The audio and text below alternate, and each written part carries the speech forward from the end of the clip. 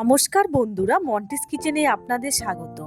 আজকে আপনাদের সঙ্গে শেয়ার করছি খুবই কম মশলা দিয়ে শাপলা দিয়ে আমুদি মাছের ঝাল। খুবই একটি নতুন রান্না, অবশ্যই আপনারা বাড়িতে একবার ট্রাই করে দেখতে পারেন।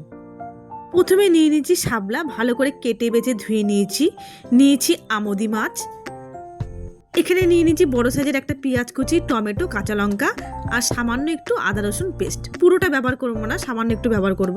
এবার মাছে নুন হলুদ মেখে নিলাম। এবার কড়াইয়ের মধ্যে দিয়ে দিলাম সর্ষের তেল। তেলটা গরম হয়ে আসলে মাছগুলো ভেজে নেব। ব্যাস আমার একদিক ভাজা হয়ে গেছে, এবার উল্টে দেব।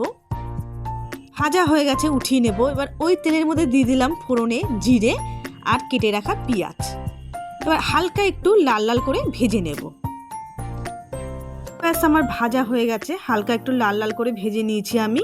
এবার দিয়ে দেবো কেটে রাখা টমেটো। এবার টমেটোকে একটু নাড়াচাড়া করে নেব। দিয়ে দেবো 1 চামচ আদা রসুন পেস্ট, স্বাদ মতন নুন, হলুদ গুঁড়ো আর লঙ্কার গুঁড়ো। ভালো করে মশলাটাকে কষিয়ে নেব।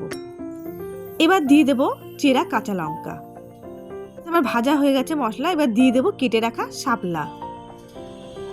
এবার শাপলা দিয়েও ভালো করে কষিয়ে নেব। 3 থেকে 4 মিনিট একটু ঢেকে রাখবো আমি, যাতে শাপলাটা একটু নরম হয়ে যায়। আবার একটু কষিয়ে নেব। এবার দিয়ে দেব পরিমাণ মতন জল। এবার ঝোলটা ফুটে আসলে দিয়ে দেব ভেজে রাখা আমুদি মাছ। এবার ঢেকে 3 থেকে 4 মিনিট আবার একটু সেদ্ধ করে নেব। ব্যাস হয়ে গেছে, মাছও সেদ্ধ হয়ে গেছে, শাপলাও সেদ্ধ হয়ে গেছে। এবার দিয়ে দেবো সামান্য একটু চিনি। যারা মাছে আপনারা চিনি পছন্দ করেন না তারা দেবেন না, আমি সামান্য একটু ব্যবহার করলাম। দিয়ে দিলাম একটু ধনেপাতা কুচি আর কাঁচা সর্ষের তেল।